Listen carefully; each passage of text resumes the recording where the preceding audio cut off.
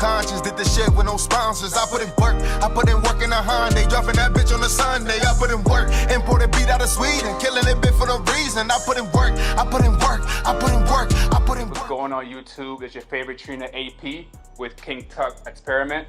With you again with another video, this time about metabolic conditioning. First thing I want to talk about is the benefit of a metabolic warm-up, right? So imagine you had a car in the wintertime.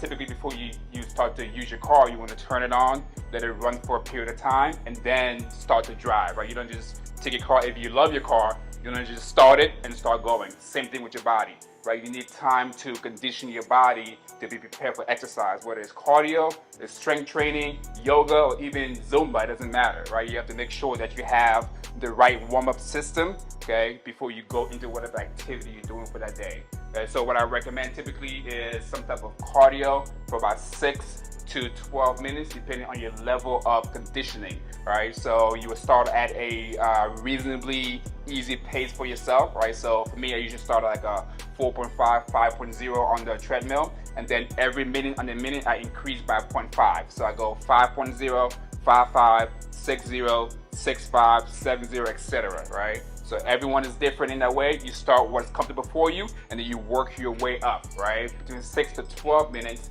until you get to a rate of perceived exertion of about a level 8. Then you want to step off of that cardio equipment, okay, and then do your stretches, and then your body is now primed for optimum fat burning efficiency for whatever you're going to do.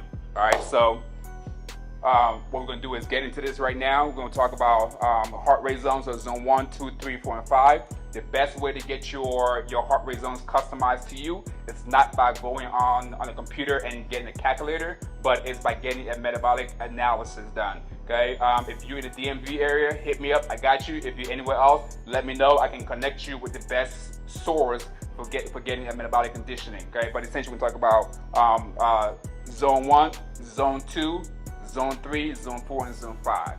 Okay, so typically zone 1 is for your recovery, right? Let's say you had a long workout, etc., or you just have a rest day. That's what you call active recovery, right? So zone 1 is very minimum effort. You can talk, you can breathe, you can enjoy yourself, right? You can do it for hours and hours at a time. That's a zone 1 activity, right? You can either do it in a cardio form, or you can do it in the stretching form. Okay, zone 2 is more active, right? You still have some conversation, but it's slightly more effort given, right? Probably for around about an hour or so, like that. Okay, zone 1 and zone 2 is where most people spend the majority of the time. 80% of your cardio or of your exercise will be done in zone 1 and zone 2, because that's where you maximize your oxygen and your fuel burn. Okay, and then your higher zones are for different purposes. Zone 2 be about an hour, 45 minutes to an hour or so. Okay, and this is also more of a fat burning workout. Zone 3 is what we consider cardiovascular endurance, right? So if you're training for something, or if you want to have longer stamina, you want to train in zone 3, right? That's a little bit more harder, right? So you can still talk, but you're almost breathless, right, if you will.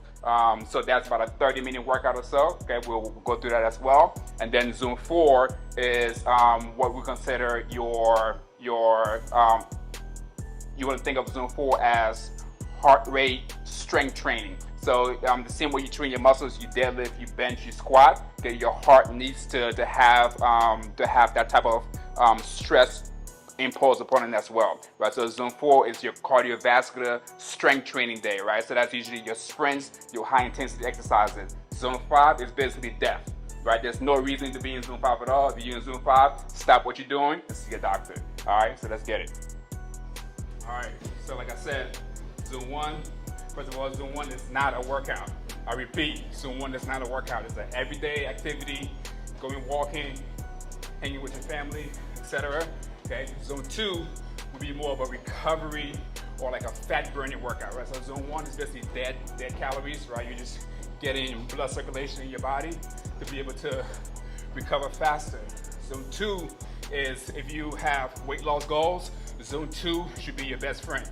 Okay, so you want to spend most of your time in zone 2 because you still burn a nice amount of calories, but the majority of those calories come from fat, right? Which is what most people don't tell you. They tell you, come to a HIIT class, come come to a HIIT class, come do all these things, right? But that's a high intensity workout. So you look at your Apple Watch and Fitbit and say, oh wow, I burned 400 calories. Well, how many of those calories come from fats, right? Zone 2, make sure that you are optimizing your fat burning in that stage. Zone 3, like I said, would be more of a cardiovascular workout, like how I'm breathing right now. I'm in zone 3, most definitely, okay? So that would be how to consider that. Zone 4, and like I said, is like strength training for your heart, okay?